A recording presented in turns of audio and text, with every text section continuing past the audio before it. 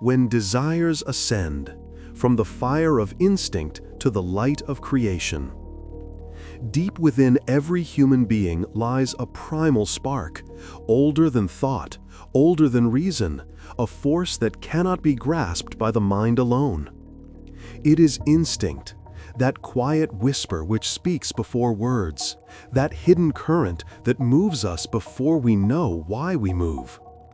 It is the first flame of life, the sacred fire that sustains existence, the seed from which all creation grows.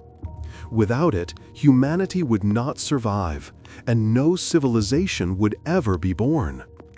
Yet since the dawn of awareness, one question has burned in the heart of humankind. Are instincts an enemy to be silenced, or a fire to be tamed? Freud saw instinct not as evil, but as the fuel of the soul, a wild, vital energy he called libido. It is the raw current of desire that can rush toward fleeting pleasure or be transformed, refined into art, work, discovery.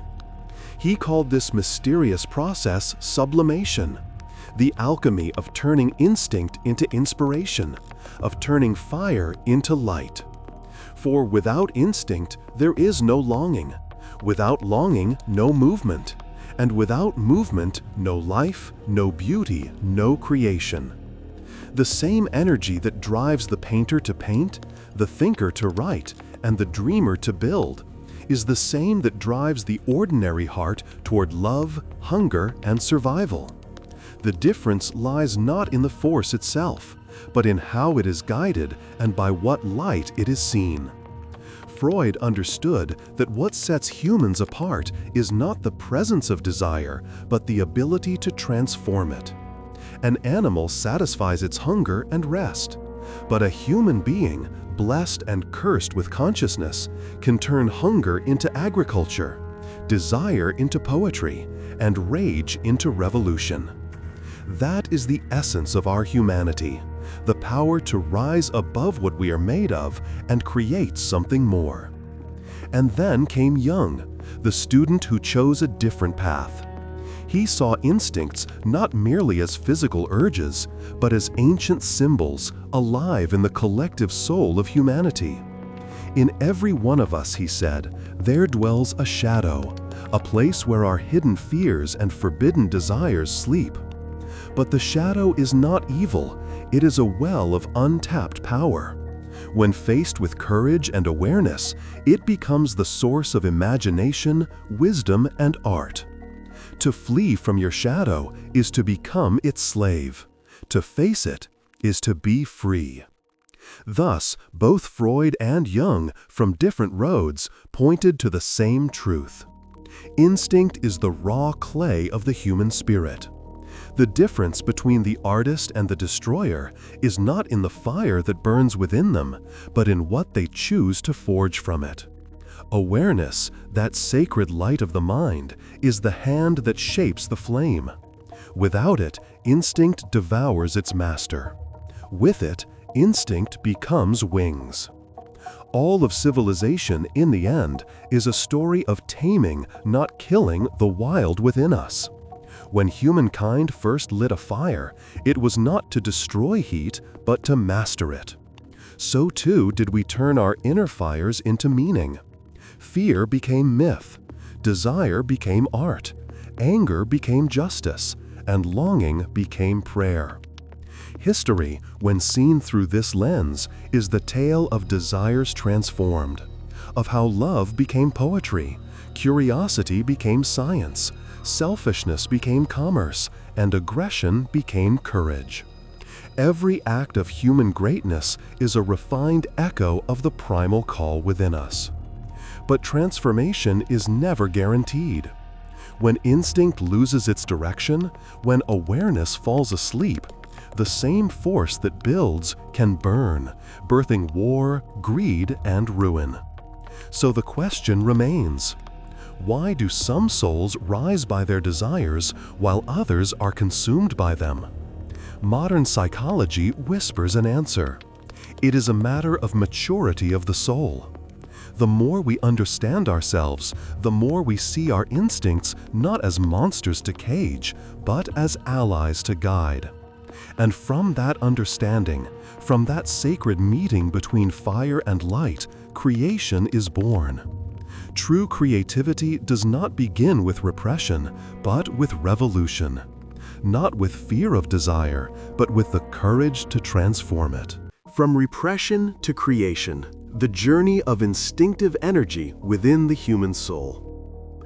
When we move from describing instincts to understanding how they operate, we enter a delicate realm of psychology. How does raw instinct, born from the depths of the body, become thought, art, or creation? Freud explained this transformation through three inner forces: the id, the ego, and the superego. The id is the reservoir of primal desires, demanding immediate satisfaction, blind to reason or morality. The ego is the conscious mediator, seeking to fulfill those desires in ways that reality allows. And the superego is the moral compass, the voice of conscience shaped by culture, values, and upbringing. Every human act is a negotiation among these three. When the balance fails, repression begins. The mind pushes forbidden desires into the unconscious, burying what cannot be lived or accepted. But desire does not die. It waits in silence, searching for another way to be seen. And it is here that creativity is born. When the doors of direct gratification close, the soul finds symbolic passageways. The poet writes of a love that never was. The painter gives form to inner restlessness. The musician composes melodies that cry out what words cannot say. In this sense, art is not luxury. It is the psyche's sacred response to the pressure of desire.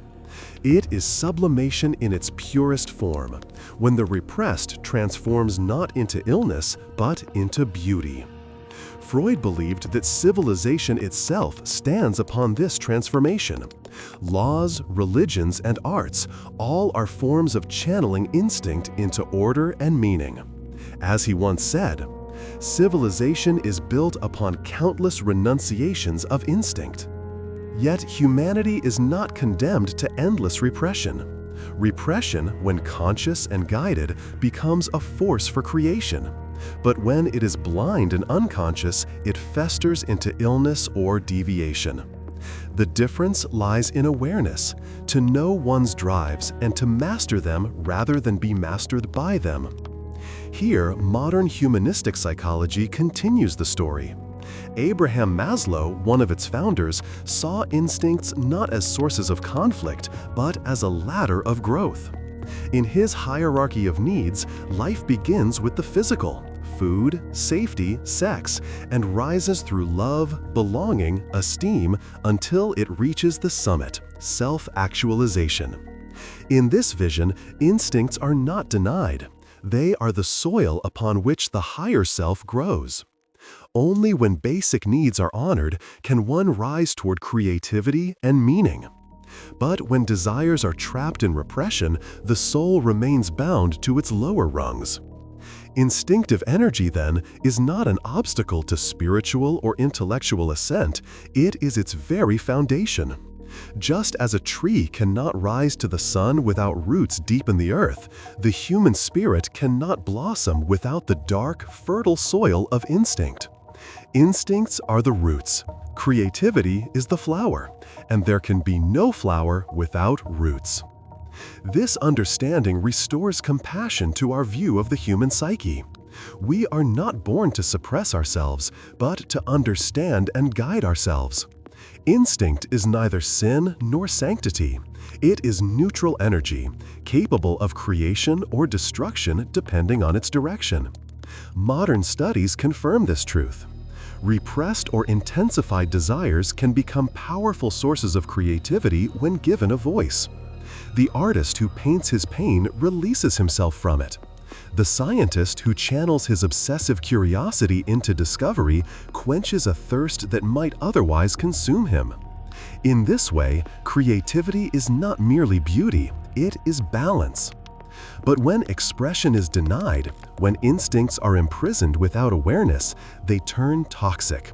Anxiety, depression, aggression, or excess. Energy, if it cannot rise, will explode. It will become either art or chaos. Thus comes the responsibility of education, culture, and society, to help the individual understand their instincts, not to fight them. Every civilization that tries to erase instinct dooms itself to implode from within. But the civilization that learns to channel it builds a more conscious, harmonious humanity. Sublimating instinct is not a luxury of the intellect, it is the essence of being human. It is how we turn pain into meaning, loss into wisdom, and desire into creation. Each time a human being transforms an impulse into awareness, they write a new line in the story of human evolution.